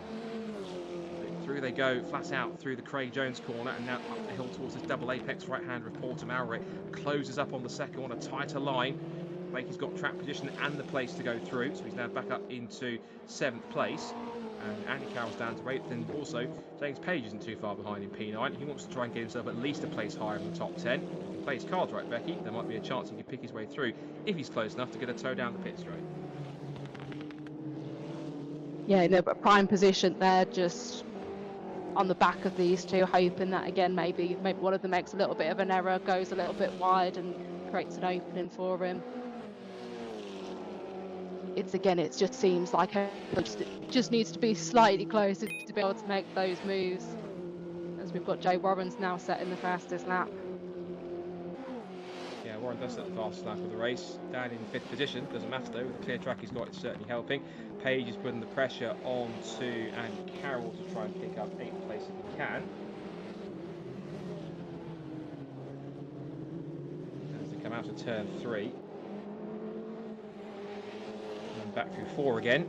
And still no change. He's got closer, but he's not close enough to make an attack unless he makes a dive bomb down towards turn 5. Sorry, a bit hairpin. No, he's not close enough on the straight because the Audi has a little bit better traction and punch off the corner uphill to drag it up and down the straight once again. It's gone past half distance, so we've gone past 10 minutes of the 20. Down to the double right-hander. As Bugner now has closed in on Gibson, so Bugner now, we said he was lapping pretty quickly, lapping fast number top 2. He's now making it a 3-way scrap for the lead as Bugner turns his way out of Portimao corner and now down this long downhill section, back up again. You can see how much this circuit rises and falls, and it's all, of course, been artificially put together, but there would have been some element of the natural surroundings here in the Algarve, but it's quite an interesting circuit that's been put together, and one that a lot of drivers do quite favour. As I mentioned at the start of the programme, it's quite a good testing venue as well. Lots of different corner types to test different characteristics, different cars, different setups and layouts of cars, and it's front-wheel drive, rear-wheel drive, mid-engine rear-wheel drive. I was about to say mid-wheel drive, I don't know how that works. But down the pit straight they come again for another lap, and it's Potter from Gibson from Bugner as we ride on board with the Carbug Racing Audi. 6th gear, not quite on the rev limiter, but punch it down through the gears to 4, just clip the curb on the inside, and again the Audi just flicking onto 2 wheels. And then through apex to turn 2, again use all the curb on the entry to try and hook the car around. Quite the best corner entry, had to kind of turn a little bit late, but thankfully the front end of the Audi sort of gripped and went. And through turn 4 they go, slightly cresting the rise, then they'll come back downhill towards turn 5. The brakes, and closing in on Gibson. See that car getting closer and closer, and that will be the incentive for him, Becky, that he can see the top 2 in front. That'll be motivating him to try and get closer and make that move. But ultimately, you can't get too carried away in a battle like this. You have to try and be as calm and collected as you can be, keep on pushing and not let the pressure of trying to get past somebody affect how you drive. You've got to kind of race the track yourself rather than race the opponent, and try and go do it better than the guy in front to the extent where he can make a move and make a pass for second place. He's close enough, but he needs to be that fraction closer to try and make it stick and go for the position. Yeah, it's not slowly being reeling the top 2 back in. It's given Ollie Gibson a lot to think about. Obviously, he can see Thomas ahead of him, he can see Scott behind him, so it's knowing when to attack, when to defend, and yeah, making sure he's not going to give up a position from overdriving. So out of the Sagres corner comes the fight for 4th position now. Jay Warren with good pace after he finished 2nd in race 1 and started on the front row of the grid in race 1-2. He's now worked his way up to 4th position and onto the back, 5th position, and onto the back of 4th place Jack Smith as they come over the crest down the long pit straight.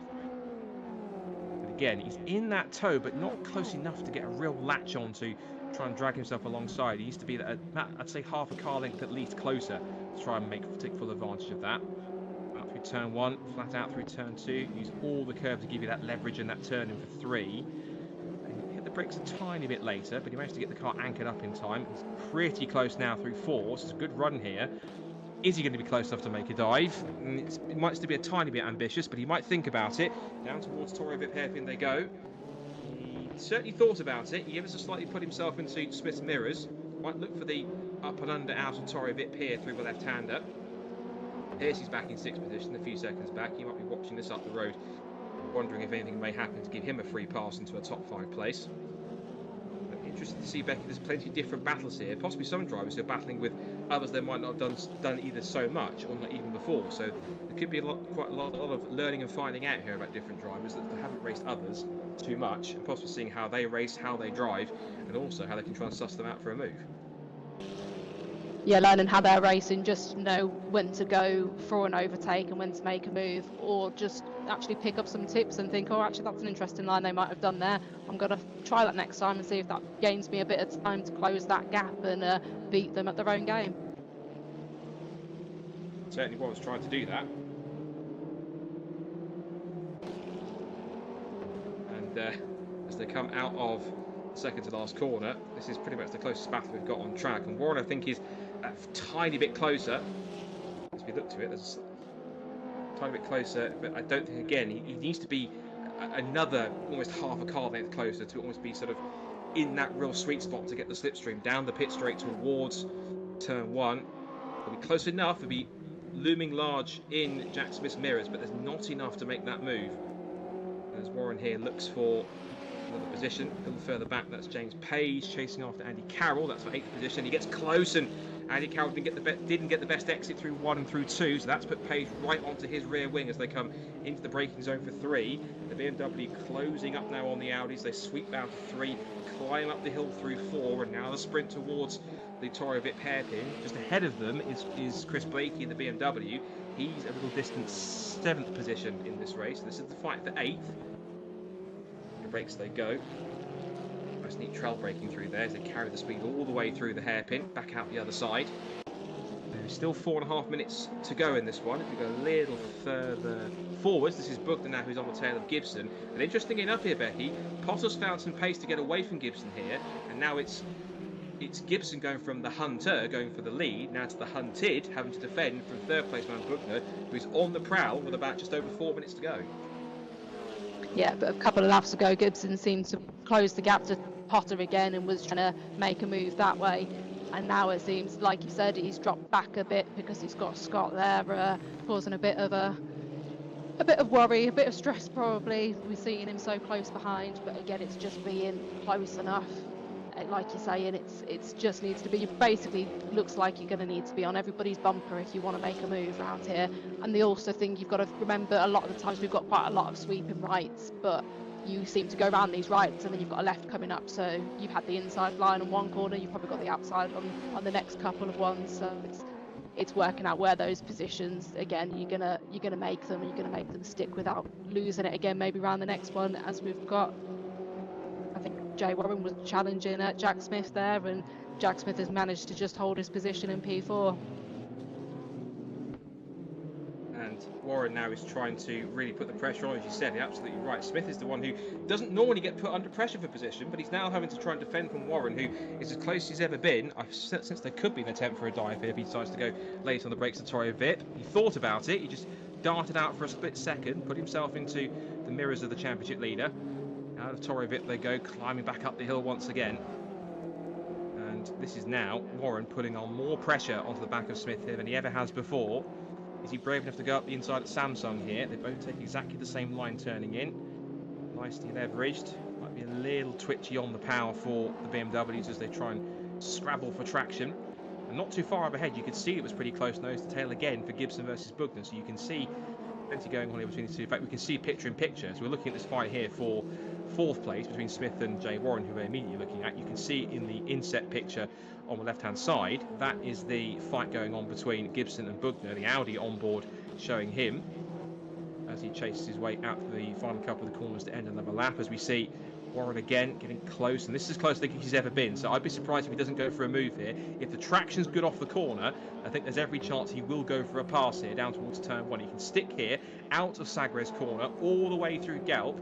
This is the best chance he's had up onto the pit straight. Is this going to be a move now for Jay Warren to take himself 4th position, up a place ahead of all people, the championship leader? Down the straight towards the Primera corner once again. We've got 1 minute 41 on the clock. This might well be the last lap, and it might well be now or never as they come down towards turn 1. Smith has to go defensive. Down the outside looks Jay Warren. Goes for the up and under if he can, but neatly Jack Smith parks it on the apex. Does so again for 2. So Warren has no choice but to go down the outside. Again, looking for the switchback, looking for the undercut to get past here. He'll be on the outside for 4, but again, stays close in the slipstream. This could be the chance he needs up towards Toro Vip. It's going to be nose to tail, and again, Smith goes defensive. He's not comfortable on the racing line. Here goes Warren, outside down towards Toro Vip, side by side down towards the hairpin. Breaks that little bit later. Will look for the switchback. Has got the grip around the outside. Smith has no choice but to give him room. They're over on the curb. They're side by side on corner exit, but this is crucial. Warren is there for the next corner after the left, which is a right-hander for the first part of this section for Samsung. Smith tries to turn in and has to grip around the outside. He holds on to the place. But despite the track position there, Becky, it is Warren who holds place, but he's still coming back at him here. This might not be over until the checkered flag. Yeah, it's the last laps of urgency of knowing it's now or never. Great racing there, defending as well from Jack, of making his car as big as possible, as Jay might have managed to just about make it happen as we're going up round to come to our penultimate corner. Yep, for the final couple of Yeah, corners, Jack's getting still staying ahead. He is still staying ahead, and this might well be possibly a drag race to the line if Warren can get close enough to make it stick. Meanwhile, out of Galp, which should be for the final time there, it's going to be close for second, but it won't be enough to deny Oliver Gibson a podium place. But up to the checkered flag, over the crest, and to the pit wall to celebrate. Thomas Potter might not be fully in the championship hunt, but he's certainly going to take all the points he can for the rest of the season. It's Thomas Potter with an excellent victory from the front row of the grid to take race 2 at Portimao. And on the run to a line for 4th position, who's it going to be? To the line, and it was Jack Smith who only just got it, but he only just held on by the cataclysmic margin of a 1/10 of a second, so very, very close between the two. Warren pushed him all the way to the line, but couldn't quite make it stick. The winning margin in the end was just under a second and a half, pardon me, between Thomas Potter and Oliver Gibson. Gibson was only a fraction under half a second ahead of Bugner to take second place, with Bugner third. Then it's Jack Smith, fourth, and Jay Warren completing the top 5. Lee Pearson took a decent 6th, followed by Chris Blakey, Andy Carroll, Sam Walton, and Kenny Press. Then it was Rich Hayden 11th, best of the rest outside the top 10. Catherine Potter 12th, and John Jones was the last finisher that we had in 13th place. Right, we're dragging in our top 3 from that race. It's not quite completely 3 different drivers, but we've got roughly the same from race 1 with a bit of a different order. Was it say Morecambe wise? All the right notes, but not necessarily in the right order. Anyway, let's go to another advert break, our last advert break of the night, and on the other side of it, we'll get the reaction from our top 3 from race 2 at Portimao. A very interesting reverse grid race, but victory goes to Thomas Potter. Back in.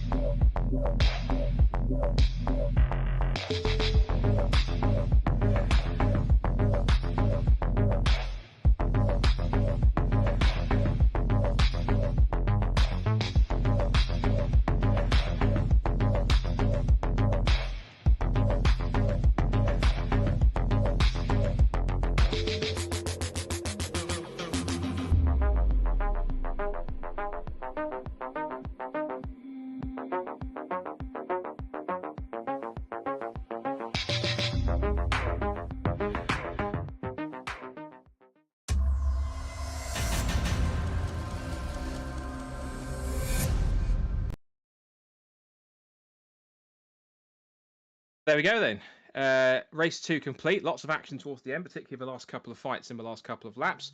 But we have a roughly similar top 3, but as I mentioned, not necessarily in the same order that they finished race 1. So we'll go through again in reverse order. And the person we spoke to last at the end of race 1 is the first person we speak to for race 2, and that is Scott Bugner. Scott, congratulations on an excellent 3rd place. You spent the first part of that race trying to catch up to the top 2, and then once you were there, it was all about trying to apply the pressure right towards the end. Yeah, it was one of them where I think I used my tyres a bit too early on, really, just to try and catch up. And once I did, I think I just didn't quite have enough left in it. But it was good. It was getting close towards the end. I could see that Ollie's rear tyres were going for a certain few corners, and I thought, right, this is going to be my chance. But unfortunately, this time I had to stare at the back of his car, which doesn't look as good as when he's staring at the back of mine, but I'll take it. And he drove really well, and yeah, well done. Yeah, you were putting quite a lot of pressure on Oliver towards the end, and of course it was a reverse situation from what you had in race 1, where you had a BMW chasing you for the majority of the race. But how did it feel when you were the one doing the chasing on the back of Oliver in those closing stages? Yeah, I mean, it's always nice to attack rather than defend, but yeah, you can really see where the BMW strengths were to where their weaknesses were. And yeah, sector 2 was kind of where I could gain an ollie, but then coming out of sector 3 going onto the straight, they just had that little bit of drive. So yeah, wasn't to be, but a podium, good points, and probably a lot more ballast on the car for Spa, which is going to be interesting.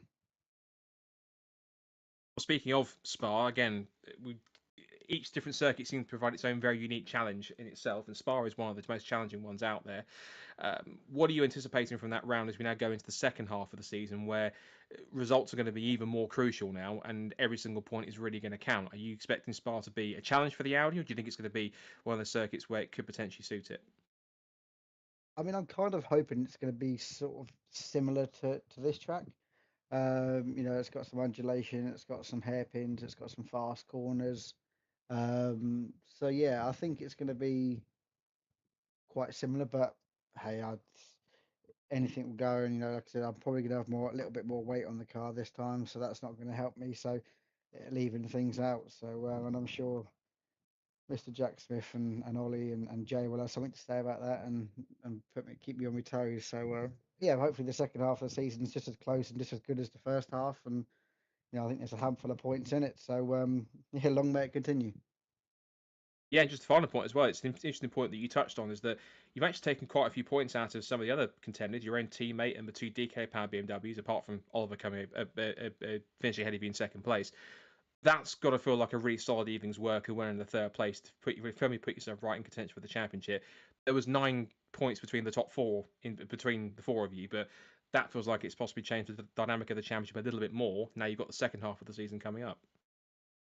Yeah, absolutely. I've always said from the start, points make prizes, and I've probably fallen foul a few times, probably going for moves that I shouldn't do, seasons beforehand, where it might have put me off or got me a penalty. So yeah, I wouldn't have done anything silly on Ollie anyway. 'Cause, we've always raced well together, and yeah, I think it's just going to be getting points now, and get the qualifying in the first race out the way, and then just hope that we get through race 2 and get like a solid top 3, top 4 every time. But anything goes. It's touring cars at the end of the day, and everyone wants to be on the top step. So yeah, it's going to be good. Fingers crossed that's to come next week. But for now, of course, as well, we can mention as well, given the fact you were first and third as well. Of course, we'll refer to it at the end as well. Congratulations on also being awarded driver of the round as well, getting the first and a really good solid job to get through to a podium finish and almost getting second place. So congratulations, great performance, and fingers crossed you can keep it up when we go to Spa next week. Oh, thank you very much. Thank you. Great stuff. So well done to Scott Bugner, who picked up that impressive third place. Now we go to Oliver Gibson in second place. Oliver, you were in a similar situation for last time out at Long Beach where you benefited from the reverse grid. That must be a bit of a relief taking a second place, given you were a little bit seemingly off the pace a bit in that first race and not quite where you wanted to be.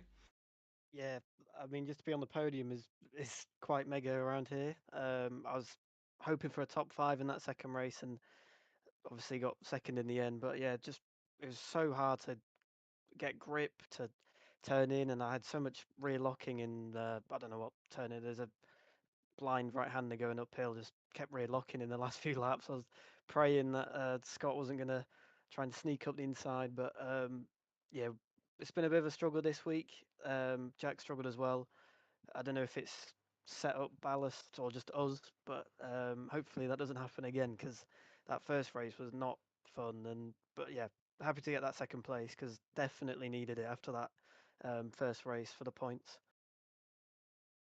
And of course, as you mentioned, I was talking to Scott as well. This was a night where I think some of the championship contenders didn't quite have the results maybe they'd been hoping for. Obviously, you've put in a very good performance to get a second place, but again, you've scored good points over in that race, at least Scott over Andy, and of course, crucially over your teammate Jack, who didn't seem to have the best of have the same pace as Long Beach, maybe due to some of the extra weight he was carrying on top of that.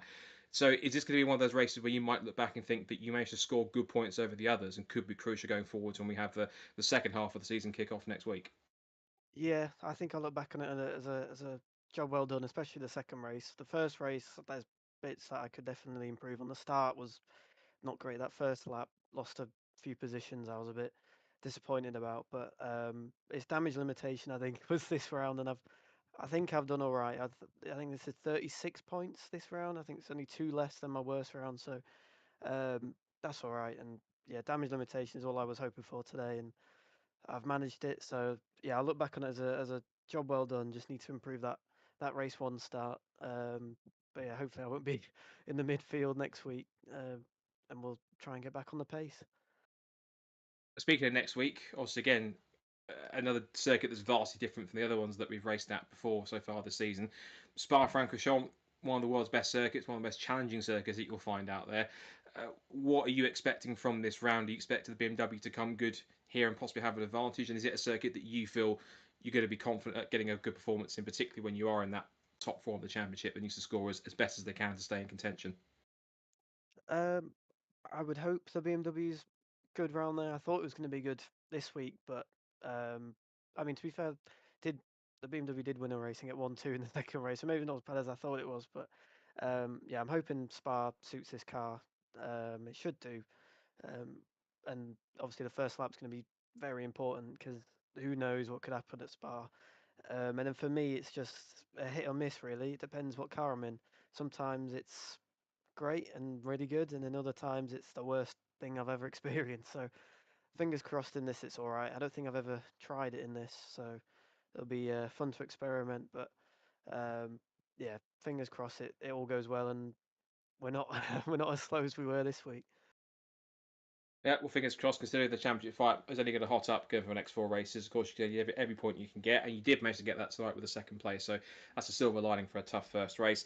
Well done on it, though. Good performance to manage to get something decent out of a mixed weekend, and fingers crossed you get a much more consistent and more well-rounded result next time at Spa. But good performance for second, well done, and we'll see you for Spa in a week's time. Cheers, see you in a bit. And moving on to our race winner, and I'm I'm sure, can't my words out. I'm so delighted I can't even speak. So that given the fact he wants to get as many points as he could and got himself a podium in race number one, this was another key result from as well. Thomas Potter, congratulations! A really well controlled drive from the front of the field. You had the pressure from Oliver early on, but in the latter stages he fell away, and effectively it was your race to lose. Yeah, I'm buzzing with that. I can't believe it. Earlier on, I was managing my tyres, just lapping whatever.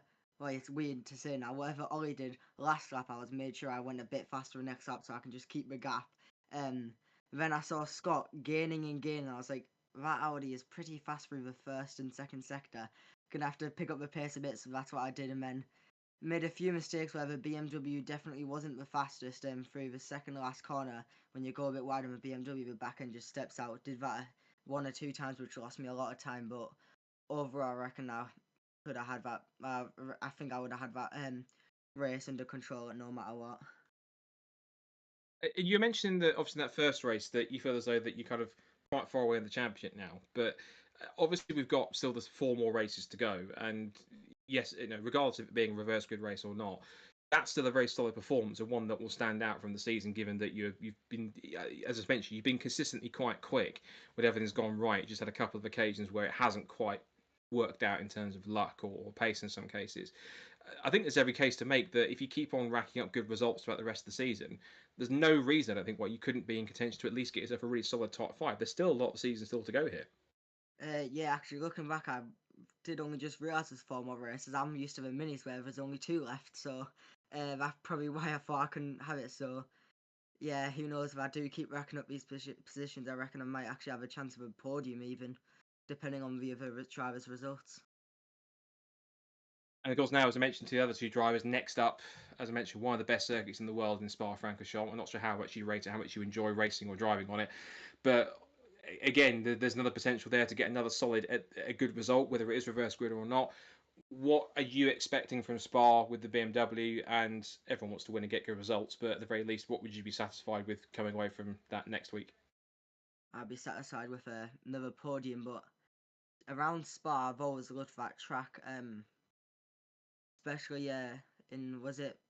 I can't even remember the car anymore, but one of the challenges we did round it, I loved it, and I had loads of pace, so I'm hoping I can continue it forward. And well, I don't know if the BMW is going to be fast in some of the sectors, as you can't really get on the power reserve as you can in the Audi in some corners, but I think it's going to be more of an even race where it's going to be a mix of cars on the podium again, like it was this one. So I'm going to be looking forward, but anything less than a podium now, I'm still satisfied with. But if I want the points, I'm going to be needing to get the podiums. Fingers crossed it does come together, but go and celebrate the victory. Of course, it's been a night of solid results, third place and a victory. So good points for the championship, wherever you think it might put you in. As I mentioned, there's still the second half of the season to go, so anything can happen at all. And others that are in the front of the top four could also have issues and drop downwards. So fingers crossed for Spa. Congratulations on the success tonight. And let's see if you can produce the same results next week at Spa. Well done. Could I quickly thank everyone on my car again? All my partners on there, and Darren from Apologise, which I'm going to be meeting, who actually travelled halfway down the country to visit one of my other partners, Kate, and huge thanks to that, as well as Gary from Redline for watching. Just thanks to everyone for being able to make me do this and helping me out next show and having been a generous. I really appreciate it so much, as well as thanks to Richard at VRRC for hosting these amazing events, as well as all the commentators like you yourself and Becky, and thanks to everyone for making these events happen. Likewise, you've done that, and it's great to have you on the grid. Congratulations, well done. We'll see you at Spa. So there we have it then. That is another round of VRRC touring cars. Come on, it comes as quickly as it goes, as quickly as it comes, as I was about to say. And another great night's racing as well. And as you mentioned, we have now officially hit the halfway point in the championship. 4 events down, 4 still to go. And as you can see, this is what awaits us next. One of the greatest circuits in the world. Some say it's the greatest, some say it's their favourite. It's one of the most challenging, at least, of course. It is the iconic, the legendary, the circuit you could use all the superlatives for, Circuit de Spa-Francorchamps in Belgium. It is a place where greats have been crowned victories. We've had 24-hour wins, we've had sports cars, F1 greats, plenty of people have won here. Now our VRRC touring car drivers get their chance to step up and stand on the top step of the podium. It should be pretty fascinating. Becky, final thoughts from you as well. Obviously, first of all, great to have you back after last week. Some really intense racing here tonight. There was a couple of points where some great close battles and some close finishes, but victories for Scott Bugner and for Thomas Potter. And that, I think, is going to really change up stuff in the championship, because drivers like Gibson probably was best of the rest out there, but the likes of Jack Smith and others who didn't quite get the results they wanted, they might look back on this round and think, I could have done better at Portimao. So that possibly could mean that as we go into the second half of the season, 1, they could feel more pressure, and 2, we could get a heck of a championship fight at the front for the next 4 races. Yeah, no, thank you. It's great to be back, and really looking forward to seeing how our racers get on next week at Spa. Interesting, because they say obviously Portimao is a kind of hybrid between Spa and Hungaroring that we've got later on in the season. So if it's is going to benefit some of the Audi drivers a bit more, it'll be interesting to see what the Beamer drivers manage to pull out in this week's practice to make sure they don't sail away with the win. But it's been a good race this evening with kind of a mix of everybody kind of getting involved, and yeah, definitely a few surprise podiums and maybe performances that we weren't quite expecting from some of our front runners. So I'm hoping we'll get a bit more of that in Spa as well, with the undulating track there as well. Definitely so, and I think if we get more results and more unpredictability as we did tonight, it could be quite a fight in the Ardennes Forest as well. Well, thank you once again for everyone involved. Thank you to Becky. Well, again, great to have her back after last week's slight impromptu trip thing to A&E, I think it was, or health issues that you had, but great to have her back once again. Thanks to Jack Oliphant, who's been on cameras and directing for tonight. Thanks again to Rich and everyone at VRRC, to Racing Against Dementia, who are supporting as well. Do go and check them out and check out all their links and go and support them for the great cause that they have. Thanks to all our sponsors, all to our drivers and teams, and of course, thank you for watching as well. Make sure, if you haven't, to hit subscribe and to also hit like and follow on all the social media channels. But until next time, when we go to Spa, from myself, Scott Woodwiss, and Becky and everyone here, thank you for watching, and tune in next week when we go to Spa for round 5 of the VRRC Touring Cars 2025. But until then, take care. We'll see you next time. Bye for now.